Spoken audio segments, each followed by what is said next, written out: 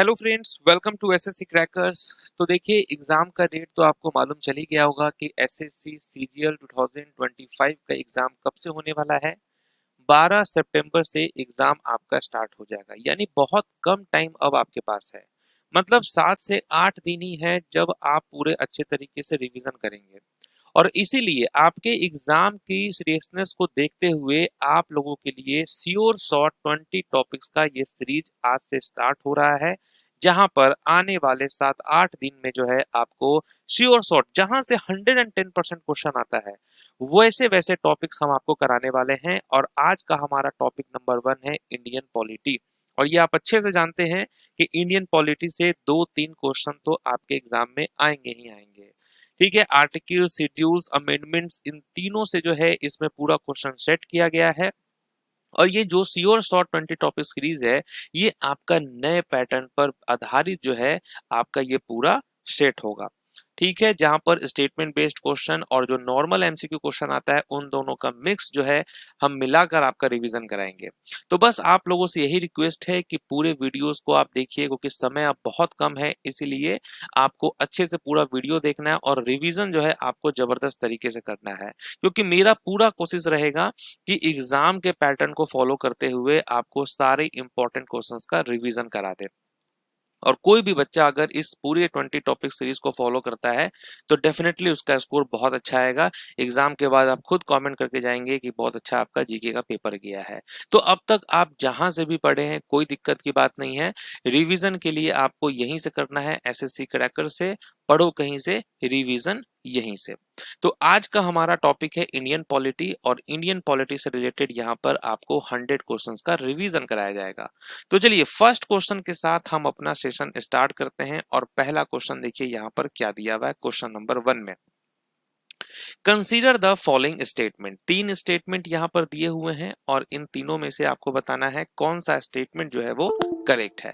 पहला है कि मौलिक अधिकार के रूप में संपत्ति के अधिकार को समाप्त करने वाला संशोधन 44वां संशोधन अधिनियम 1978 है। 26 नवंबर 1949 को भारत में प्रस्तावना को अपनाया और समाजवादी, धर्मनिरपेक्ष तथा अखंडता शब्द 42वें संशोधन अधिनियम 1976 द्वारा जोड़े गए। तीसरा है कि भारत में चाय का सबसे बड़ा उत्पादक राज्य पश्चिम बंगाल है। यहाँ पर आपका कौन सा स्टेटमेंट करेक्ट है? तो आप कहेंगे पहला और दूसरा स्टेटमेंट बिल्कुल करेक्ट है, क्योंकि ये जो तीसरा स्टेटमेंट दिया हुआ है भारत में चाय का सबसे बड़ा उत्पादक राज्य पश्चिम बंगाल, ये गलत है। असम होगा यहाँ पर करेक्ट आंसर। नेक्स्ट हमारा क्वेश्चन क्या है? Question number 2। राज्य 6 से 14 वर्ष की आयु के सभी बच्चों को निशुल्क और अनिवार्य शिक्षा प्रदान करेगा। यह 86वें संशोधन अधिनियम 2002 द्वारा जोड़ा गया। आंध्र प्रदेश पुनर्गठन अधिनियम 2015 में पारित हुआ था। और to minimise inequalities in income status facilities and opportunities was added in DPSP Article 38 by the 44th Amendment Act 1978। तो यहाँ पर कौन सा स्टेटमेंट जो है वो करेक्ट है? तो आप कहेंगे यहाँ पर पहला और तीसरा स्टेटमेंट करेक्ट है, क्योंकि आप जानते हैं कि आंध्र प्रदेश पुनर्गठन अधिनियम 2014 में पारित हुआ था, न कि 2015 में ये पारित हुआ था। नेक्स्ट है क्वेश्चन नंबर 3। क्वेश्चन नंबर 3 में क्या है कि भारतीय संविधान का अनुच्छेद 51 ए के 86वें संशोधन अधिनियम द्वारा जोड़ा गया था। नेक्स्ट है लोकसभा और राज्य विधानसभाओं के चुनाव हेतु मतदान आयु 61वें संशोधन अधिनियम 1988 द्वारा 21 वर्ष से घटाकर 18 वर्ष कर दी गई थी। नगर पालिकाओं से संबंधित प्रावधान 73वें संशोधन अधिनियम 1992 द्वारा जोड़े गए। कौन सा स्टेटमेंट यहाँ पर करेक्ट है? कौन सा स्टेटमेंट करेक्ट है? तो आप कहेंगे पहला और दूसरा करेक्ट है, क्योंकि स्टेटमेंट 3 जो है वो गलत है, क्योंकि नगर पालिकाओं से संबंधित प्रावधान 74वें संशोधन अधिनियम 1992 द्वारा जोड़े गए थे। और यहाँ क्या दिया हुआ था? 73वां दिया हुआ था, जो कि गलत है। नेक्स्ट है क्वेश्चन नंबर 4। क्वेश्चन नंबर 4 में क्या है? 1956 के 7वें संशोधन अधिनियम द्वारा उच्च न्यायालयों का क्षेत्राधिकार केंद्र शासित प्रदेशों तक बढ़ाया गया। कोंकणी, मणिपुरी और नेपाली भाषाएं 72वें संशोधन अधिनियम 1992 द्वारा 8वीं अनुसूची में जोड़ी गई। अनुसूचित जनजातियों के लिए राष्ट्रीय आयोग 89 संशोधन अधिनियम 2003 द्वारा स्थापित किया गया। यहाँ पर कौन सा स्टेटमेंट करेक्ट है? तो आप कहेंगे पहला और तीसरा करेक्ट है, क्योंकि स्टेटमेंट 2 में दिया हुआ है कि 72वें संशोधन अधिनियम, जो कि गलत होगा। 71वें संशोधन अधिनियम 1992 से जोड़ी गई थी कोंकणी, मणिपुरी और नेपाली भाषाएं। नेक्स्ट है क्वेश्चन नंबर 5। सिक्किम को भारत का पूर्ण राज्य का दर्जा 1975 के 35वें संविधान संशोधन अधिनियम द्वारा दिया गया। स्टेटमेंट 2 है कि संविधान का अनुच्छेद 51A के 86वें संशोधन अधिनियम द्वारा जोड़ा गया। लोकसभा एवं राज्य विधानसभाओं के चुनाव हेतु मतदान आयु 61वें संविधान संशोधन अधिनियम 1988 द्वारा 21 वर्ष से घटाकर 18 वर्ष कर दी गई थी। यहां पर कौन सा स्टेटमेंट जो है वो करेक्ट है? वो है दूसरा और तीसरा। ठीक है, पहला स्टेटमेंट गलत है, क्योंकि सिक्किम को पूर्ण राज्य का दर्जा 36वें संशोधन अधिनियम 1975 से मिला था, न कि 35वें संशोधन से। तो यहाँ जो स्टेटमेंट 1 है ये बिल्कुल गलत है। 35वें संविधान संशोधन अधिनियम द्वारा नहीं जोड़ा गया था, 36वें के द्वारा जोड़ा गया था। नेक्स्ट क्वेश्चन क्या है? अनुच्छेद 368 के अंतर्गत मौलिक अधिकारों को संशोधित करने की संसद की शक्ति किस संशोधन अधिनियम द्वारा घोषित की गई थी? किस संशोधन अधिनियम द्वारा घोषित की गई थी? तो आप कहेंगे 24th अमेंडमेंट एक्ट 1971 होगा यहाँ पर राइट आंसर। नेक्स्ट है the president of India who gave assent to 100th constitutional amendment act was. तो कौन थे उस वक्त भारत के राष्ट्रपति? तो आप कहेंगे प्रणब मुखर्जी। इन्होंने ही अपनी स्वीकृति दी थी। नेक्स्ट क्वेश्चन है the national capital territory of Delhi amendment bill 2021 amended which act. किस एक्ट को जो है संशोधन किया गया? तो आप कहेंगे national capital territory of Delhi act 1991। Next है 103वां संविधान संशोधन अधिनियम 2019 किससे संबंधित है? 103rd Constitutional Amendment Act 2019 is related to which of the following? तो आप कहेंगे 10% EWS रिजर्वेशन। नेक्स्ट क्वेश्चन है कि the 42nd Constitutional Amendment Act 1976 was passed under the leadership of which Prime Minister? तो किस प्रधानमंत्री के नेतृत्व में पारित किया गया था? तो आप कहेंगे इंदिरा गांधी। ठीक है, 42वां जो संशोधन था उसको मिनी कॉन्स्टिट्यूशन भी कहा जाता है। नेक्स्ट है शैक्षणिक संस्थानों में ओबीसी के लिए आरक्षण किस संविधान संशोधन द्वारा शुरू किया गया था? The reservation for OBC in educational institution was introduced through which constitutional amendment? तो आप कहेंगे 93rd अमेंडमेंट एक्ट 2005। नेक्स्ट है the establishment of national judicial appointment commission was attempted through which amendment act? राष्ट्रीय न्यायिक नियुक्ति आयोग की स्थापना किस संशोधन अधिनियम के माध्यम से की गई थी? तो आप कहेंगे 99th अमेंडमेंट एक्ट 2014 के द्वारा यह किया गया था। नेक्स्ट है दादरा और नागर हवेली को केंद्र शासित प्रदेश के रूप में किस संशोधन अधिनियम द्वारा सम्मिलित किया गया था? तो वो कौन सा संशोधन अधिनियम था जिसके द्वारा इसको सम्मिलित किया गया था? तो आप कहेंगे 10th amendment act 1961। Okay, next है गोवा को भारत का पूर्ण राज्य का दर्जा किस संविधान संशोधन अधिनियम द्वारा दिया गया था? गोवा को भारत का पूर्ण राज्य का दर्जा ये मिला था 56th अमेंडमेंट एक्ट 1987 के थ्रू। नेक्स्ट है कि an amendment to the Hindu succession act 1956 was passed in which year? Hindu उत्तराधिकार अधिनियम 1956 में संशोधन किस वर्ष पारित किया गया था? 2005 में जो है ये पारित हुआ था। नेक्स्ट है व्यवसाय कर की सीमा 250 प्रति वर्ष से बढ़ाकर 2500 प्रति वर्ष किस संशोधन अधिनियम द्वारा की गई थी? तो ये कौन सा संशोधन अधिनियम था जिसके द्वारा ये किया गया था? तो आप कहेंगे 68th अमेंडमेंट एक्ट 1988 हो जाएगा। नेक्स्ट है 40वां संविधान संशोधन अधिनियम 1976 ने संविधान के किस अनुच्छेद को संशोधन किया? तो किस संविधान के किस अनुच्छेद को संशोधन किया? तो आप कहेंगे article 297। The 48th amendment act 1976 amended article 297। Next है goods and service tax of India was introduced by which constitutional amendment act? Bharat में वस्तु एवं सेवा कर किस संविधान संशोधन अधिनियम द्वारा लागू किया गया? ये लागू हुआ था 101st अमेंडमेंट एक्ट 2016 के द्वारा। नेक्स्ट है देशी रियासतों के पूर्व शासकों की प्रीवी पर्स और विशेषाधिकार किस संशोधन अधिनियम द्वारा समाप्त किए गए? ओके, किस संशोधन अधिनियम द्वारा समाप्त किया गया था? 26th अमेंडमेंट एक्ट 1971 के द्वारा। नेक्स्ट है anti defection law was added in the constitution by the 52nd amendment act in which schedule? संविधान में दल बदल विरोधी कानून 52वें संशोधन अधिनियम द्वारा किस अनुसूची में जोड़ा गया था? 10th शेड्यूल में इसको जोड़ा गया था। 52nd amendment act 1985 inserted 10th schedule introducing the anti defection law. भारतीय संविधान की 11वीं अनुसूची किस संशोधन अधिनियम द्वारा जोड़ी गई थी? The 11th schedule of the Indian Constitution was added by which amendment act?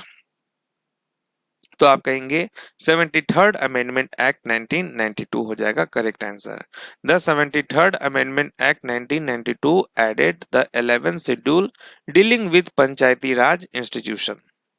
Next है भारतीय संविधान के किस अनुच्छेद 366(22) में संशोधन किस संशोधन अधिनियम द्वारा किया गया था?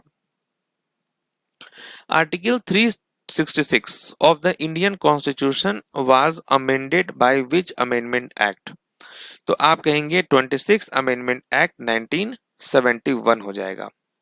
नेक्स्ट है 103वां संविधान संशोधन अधिनियम 2019 ने संविधान के किन अनुच्छेदों में संशोधन किया? तो वो कौन सा अनुच्छेद था जिसमें संशोधन हुआ? तो आर्टिकल 15 एंड 16 में हुआ था। नेक्स्ट है consider the following statement. 3 statement है। भारत के संविधान में से अनुच्छेद 31 को 44वें संशोधन अधिनियम 1978 द्वारा हटाया गया था। संविधान ने 9वीं अनुसूची प्रथम संशोधन अधिनियम 1991 द्वारा जोड़ी गई थी। लोकसभा में एंग्लो इंडियन समुदाय का प्रतिनिधित्व 102वें संशोधन अधिनियम द्वारा हटाया गया था। यहां पर कौन सा स्टेटमेंट जो है वो करेक्ट है? तो आप कहेंगे पहला और दूसरा करेक्ट है। क्योंकि स्टेटमेंट 3 क्यों गलत है? क्योंकि एंग्लो इंडियन रिजर्वेशन 104वें संशोधन अधिनियम 2019 द्वारा समाप्त किया गया था, न कि 102वें के द्वारा।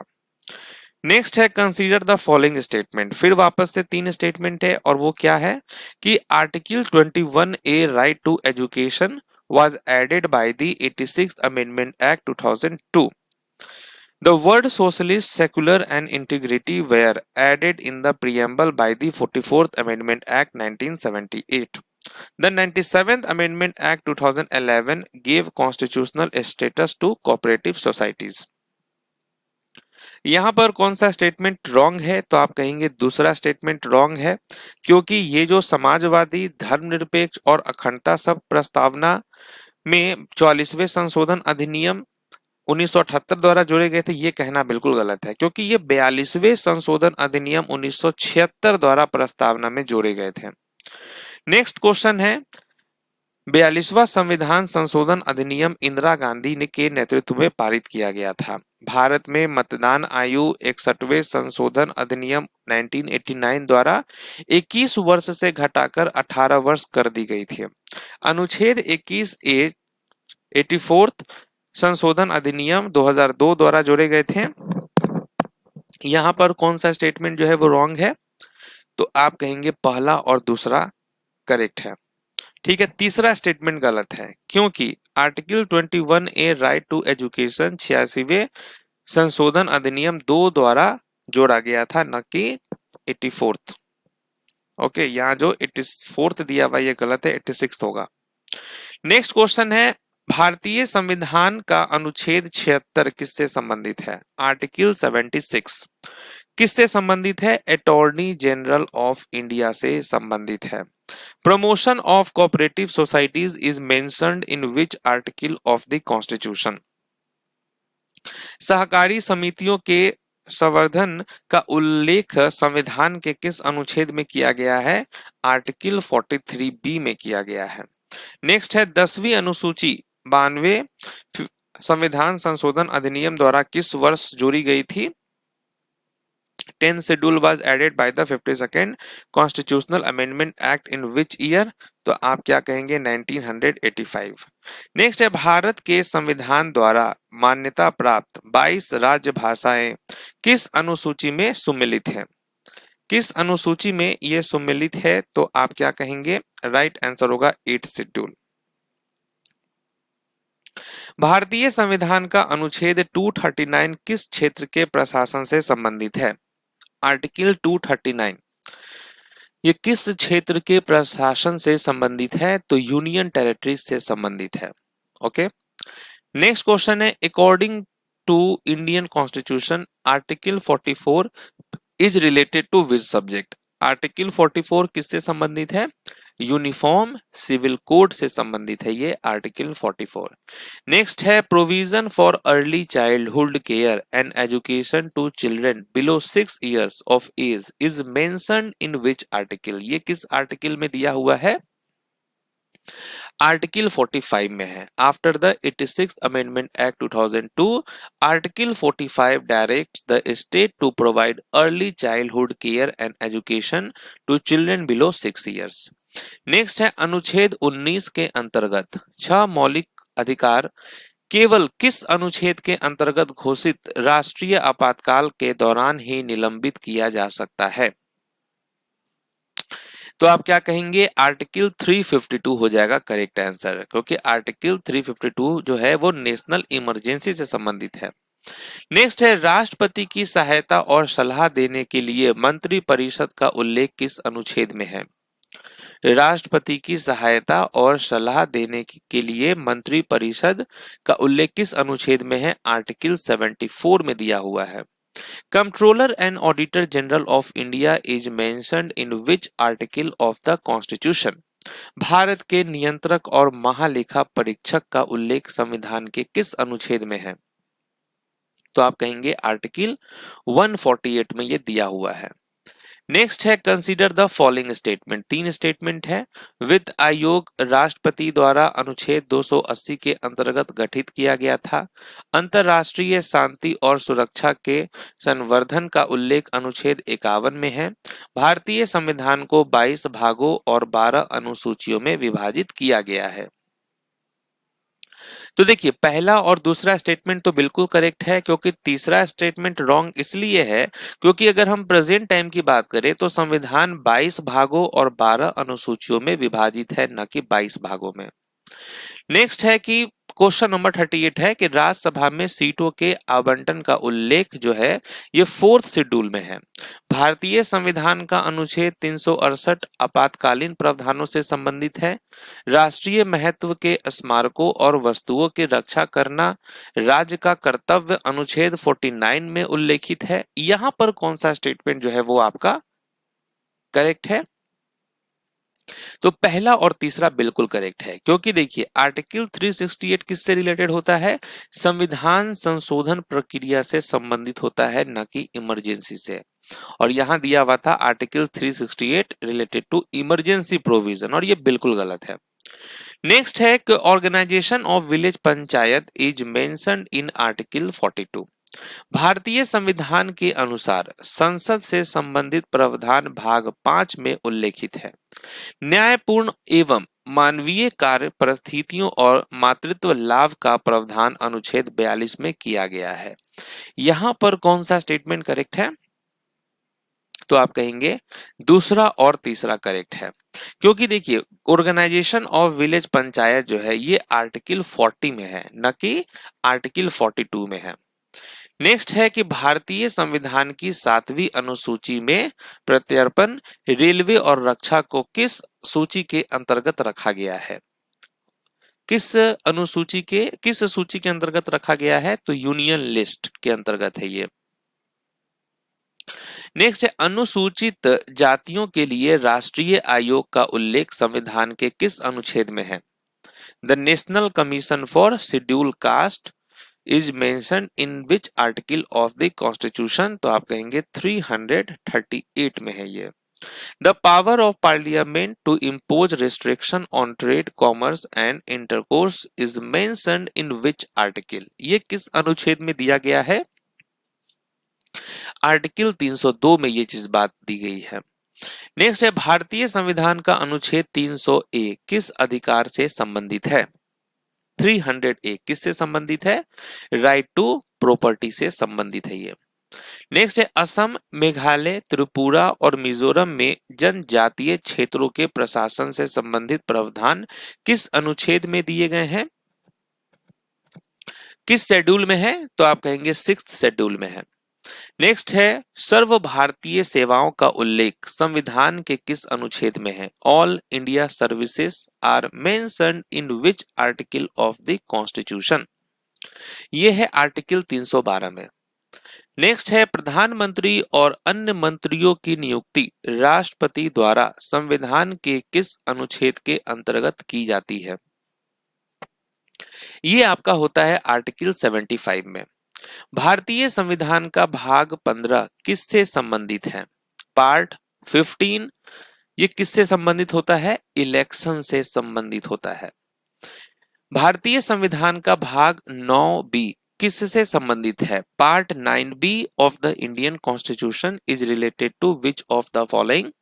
ये होता है संबंधित कोऑपरेटिव सोसाइटीज से। Part 9B was added by the 97th Amendment Act 2011, giving constitutional status to cooperative societies. भारतीय संविधान का अनुच्छेद 323A किस विषय से संबंधित है? किस विषय से संबंधित है 323A? तो आप कहेंगे एडमिनिस्ट्रेटिव ट्रिब्यूनल से। भारत के राष्ट्रपति के महाभियोग से संबंधित प्रावधान किस अनुच्छेद में दिए गए हैं? इम्पीचमेंट ऑफ द प्रेसिडेंट, ये है आर्टिकल 61 में। नेक्स्ट है संघ और राज्यों के बीच संबंधों का उल्लेख संविधान के किस भाग में है? ये संविधान के पार्ट 11 में है। ओके।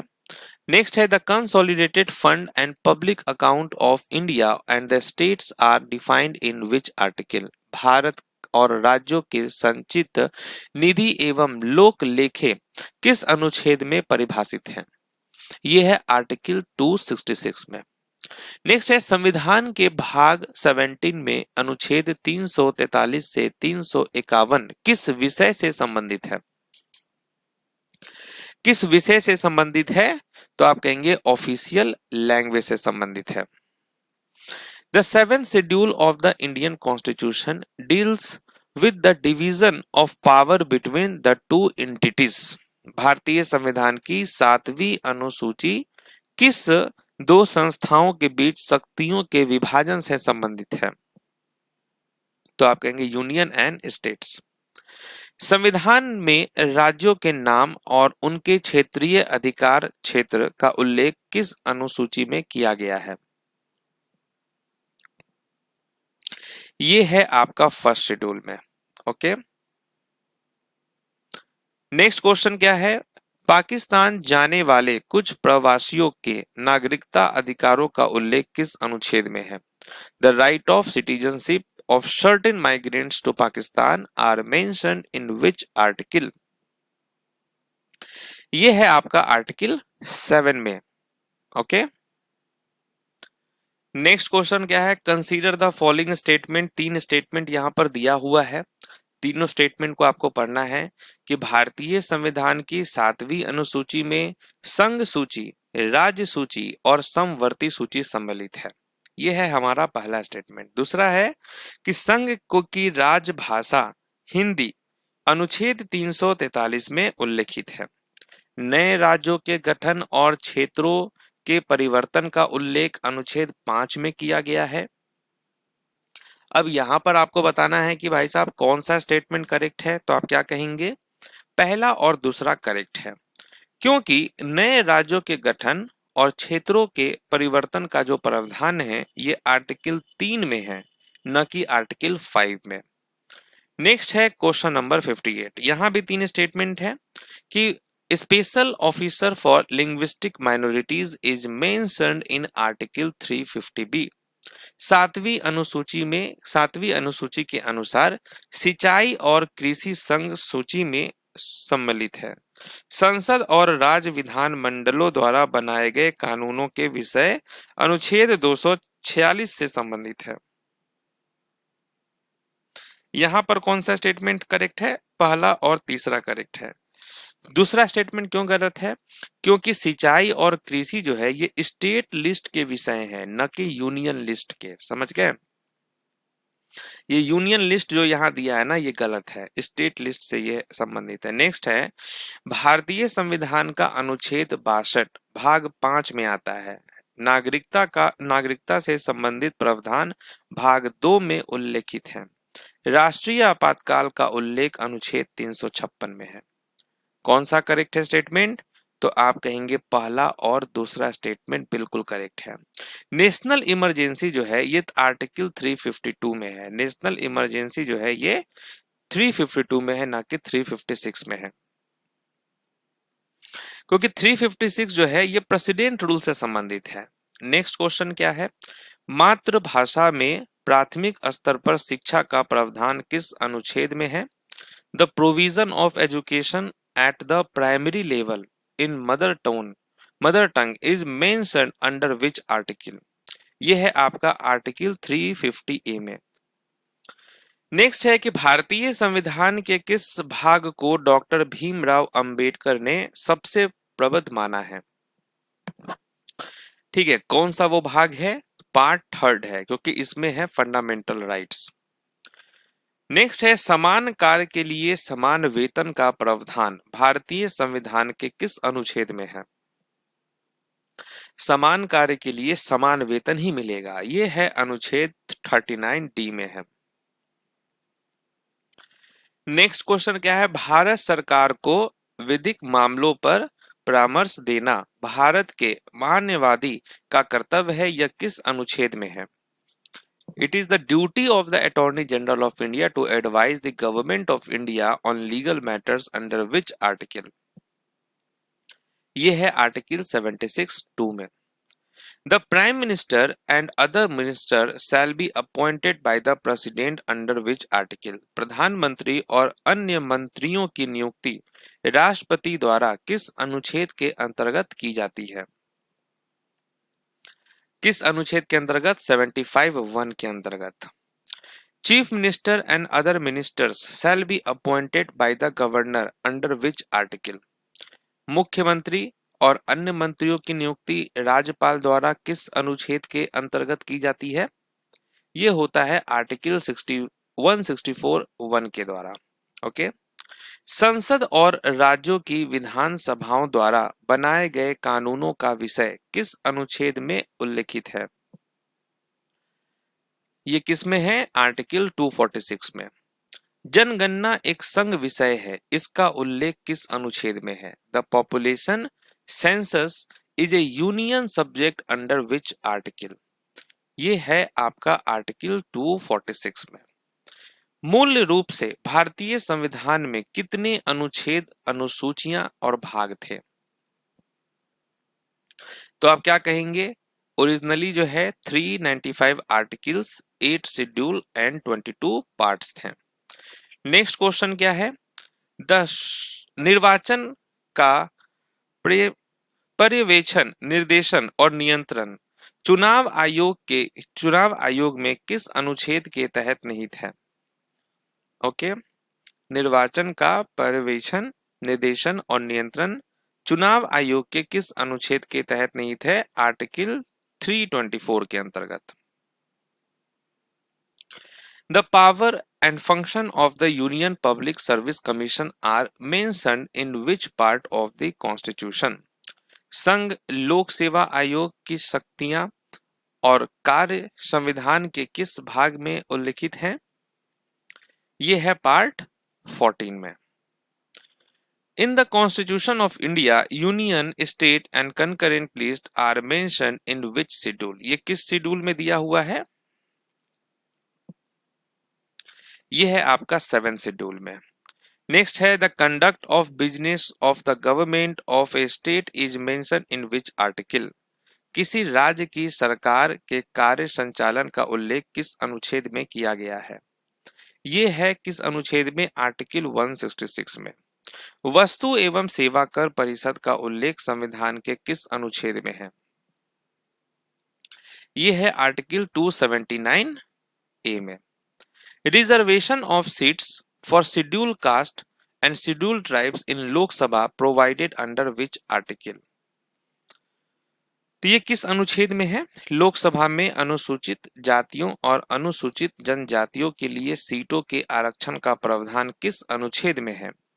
आर्टिकल 330 में है ये। अनुच्छेद 213 के अंतर्गत जारी अध्यादेश किसके द्वारा वापस लिया जा सकता है? किसके द्वारा वापस लिया जा सकता है? गवर्नर के द्वारा यानी राज्यपाल के द्वारा वापस लिया जा सकता है। नेक्स्ट क्वेश्चन क्या है? नेक्स्ट है कि the state is directed to take steps to separate the judiciary from the executive in the public services of the state under which article? तो ये किस अनुच्छेद में दिया गया है? आर्टिकल 50 में है ये। भारत के राष्ट्रपति को संसद के अवकाश के दौरान अध्यादेश जारी करने का अधिकार किस अनुच्छेद में है? अध्यादेश जारी करने का अधिकार जो है ये है आर्टिकल 123 में। भारतीय संविधान का अनुच्छेद 17 किस प्रथा के उन्मूलन से संबंधित है? आर्टिकल 17। तो आप कहेंगे अनटचेबिलिटी से। एबोलिशन ऑफ टाइटल ये किस इससे रिलेटेड कौन सा आर्टिकल है? एबोलिशन ऑफ टाइटल तो आप कहेंगे article 18। The state is directed to secure the right to work, education and public assistance in certain cases under which article? राज्य को कुछ मामलों में कार्य, शिक्षा और लोक सहायता का अधिकार सुनिश्चित करने का निर्देश किस अनुच्छेद में दिया गया है? ये आर्टिकल 41 में दिया गया है। भारत की आकस्मिकता निधि संसद द्वारा किस अनुच्छेद के अंतर्गत स्थापित की गई थी? Contingency fund of India is established by the parliament under which article? तो आप कहेंगे आर्टिकल 267। नेक्स्ट है लोक सेवा आयोग के व्यय से संबंधित अनुच्छेद निम्नलिखित में से कौन सा है? कौन सा है? Article 322। Right to ministers and advocate general in relation to the state legislature are mentioned under which article? राज्य विधानमंडल के संबंध में मंत्रियों और महाधिवक्ता के अधिकार किस अनुच्छेद में उल्लिखित हैं? ये है आर्टिकल 177 में। भारतीय संविधान की 7वीं अनुसूची सट्टेबाजी और जुआ को किस सूची में रखता है? ओके किस सूची में रखता है? State list. नेक्स्ट है 14 वर्ष से कम आयु के बच्चों को कारखानों और खतरनाक स्थलों पर काम करने से रोकने का प्रावधान किस अनुच्छेद में है? ये है आपका आर्टिकल 24 में है। नेक्स्ट है सार्वजनिक रोजगार से संबंधित मामलों में सभी नागरिकों के लिए अवसर की समानता का प्रावधान किस अनुच्छेद में है? इक्वलिटी ऑफ अपॉर्चुनिटीज ये है आपका आर्टिकल 16 में है। नेक्स्ट क्वेश्चन है धर्म की स्वतंत्रता का अधिकार संविधान के किन अनुच्छेदों में निहित है? Right to freedom of religion ये है आर्टिकल 25 से 28। राइट अगेंस्ट एक्सप्लॉयटेशन ठीक है is mention under which article of the constitution? तो आप कहेंगे आर्टिकल 23 से 24। जीवन और व्यक्तिगत स्वतंत्रता की सुरक्षा का प्रावधान किस अनुच्छेद में है? Protection of life and personal liberty तो आप कहेंगे आर्टिकल 21। भारतीय संविधान के अनुच्छेद 14 से 18 किस मौलिक अधिकार से संबंधित है? Article 14 to 18 of the Indian Constitution deals with which fundamental rights? तो आप कहेंगे राइट टू इक्वलिटी। अब यहां पर 3 स्टेटमेंट है। अरुणाचल प्रदेश को पूर्ण राज्य का दर्जा 55th संशोधन अधिनियम 1986 द्वारा दिया गया था। सिंधी भाषा को 21वें संविधान संशोधन 1967 द्वारा 8वीं अनुसूची में जोड़ा गया था। दल बदल विरोधी कानून को 10वीं अनुसूची में 54वें संविधान संशोधन अधिनियम 1985 द्वारा जोड़ा गया था। यहाँ पर कौन सा स्टेटमेंट करेक्ट है? तो पहला और दूसरा करेक्ट है, क्योंकि एंटी डिफेक्शन लॉ जो है यानी दल बदल विरोधी कानून को 52वें संशोधन अधिनियम 1985 द्वारा जोड़ा गया था, न कि 54वें। सेवाओं पर कर नामक नया विषय 88वें संशोधन अधिनियम 2003 द्वारा संघ सूची में जोड़ा गया था। सिंधी भाषा को 22वें संशोधन 1969 द्वारा 8वीं अनुसूची में शामिल किया गया था। अरुणाचल प्रदेश को 55वें संशोधन 1986 द्वारा पूर्ण राज्य का दर्जा दिया गया था। यहाँ पर कौन सा स्टेटमेंट करेक्ट है? तो पहला और तीसरा करेक्ट है, क्योंकि सिंधी लैंग्वेज वास्तव में 21वें संशोधन अधिनियम 1967 द्वारा 8वीं अनुसूची में जोड़ी गई थी, न कि 22वें। नेक्स्ट है, भारतीय संविधान में सर्वोच्च न्यायालय के परामर्शाधिकार का प्रावधान किस देश से लिया गया है? The feature of adversary jurisdiction of the Supreme Court, ये लिया गया है कनाडा से। भारतीय संविधान में प्रस्तावना किस देश से ली गई है? Preamble of the Indian constitution was borrowed from which country? Preamble USA से लिया गया है। Procedure established by law in the Indian constitution is borrowed from which country? ये हमने किस देश के संविधान से लिया है? तो जापान से लिया है हमने। भारतीय संविधान में मौलिक अधिकारों का प्रावधान किस देश से लिया गया है? फंडामेंटल राइट्स, ये हमने यूएसए से लिया है। The idea of the rule of law, ये हमने किस देश के संविधान से लिया है? Idea of the rule of law UK के संविधान से लिया है हमने। नेक्स्ट है, the principles of liberty equality and fraternity in the Indian constitution are borrowed from which country? ये हमने फ्रांस से लिया है। भारतीय संविधान में न्यायपालिका की स्वतंत्रता की अवधारणा किस देश से ली गई है? ये हमने यूएसए से लिया है। नेक्स्ट है, कंसीडर द फॉलोइंग स्टेटमेंट, भारतीय संविधान में जो बाई कैमरलिज्म है इसकी विशेषता हमने ब्रिटेन से ली है। भारतीय संविधान में गणराज्य की अवधारणा फ्रांस से ली गई है। भारतीय संविधान में मौलिक अधिकारों का प्रावधान ब्रिटेन से लिया गया है। यहाँ पर कौन सा करेक्ट है? पहला दूसरा करेक्ट है। फंडामेंटल राइट्स हमने यूएसए से लिया है, न कि ब्रिटेन से लिया है। तो चलिए यहाँ पर देखिए, श्योर शॉर्ट टॉपिक का जो है पहला टॉपिक कंप्लीट हो चुका है। ये जो सीरीज आपके लिए स्टार्ट किया गया है श्योर शॉर्ट 20 टॉपिक सीरीज का पहला टॉपिक जहां था आपका इंडियन पॉलिटी, और आप अच्छे से जानते हैं कि इंडियन पॉलिटी से क्वेश्चन आना फिक्स है। और ये जो मैंने आपको 100 क्वेश्चन कराया है, यहां से तो आप एकदम श्योर शॉर्ट रहिए कि 2-3 क्वेश्चन तो डेफिनेटली रहेगा ही रहेगा। बाकी जो है इसी तरीके से अभी आने वाले 7-8 दिन के अंदर में आपको 20 टॉपिक्स का रिवीजन कराया जाएगा। तो ये जो पहला टॉपिक था आपका कैसा था, कैसा लगा आपको? यहाँ पर आपने देखा स्टेटमेंट बेस्ड क्वेश्चन भी थे और नॉर्मल भी क्वेश्चन थे। तो आप अपना फीडबैक जरूर देंगे। अगर आप किसी चीज की इंप्रूवमेंट चाहते हैं तो वो भी आप कमेंट करके बताएंगे, उसको हम नेक्स्ट वीडियो से इंप्रूव करेंगे। तो पहला वीडियो इसलिए सजेशन देना बहुत जरूरी है। तो जो लोग भी बिना बोर हुए अगर यहाँ तक अगर वीडियोस को देखे हैं, क्योंकि आपको मेरे वीडियोस में केवल पढ़ाई की बातें होती है, क्वेश्चन आंसर होता है, तो रिवीजन के लिए इससे ज्यादा जरूर बेस्ट वीडियो आपको मुझे नहीं लगता है कोई और होगा। जो भी चीज है आप अपना फीडबैक जरूर देंगे। तो मिलते हैं आपसे नेक्स्ट वीडियो में, तब तक के लिए ऑल द बेस्ट।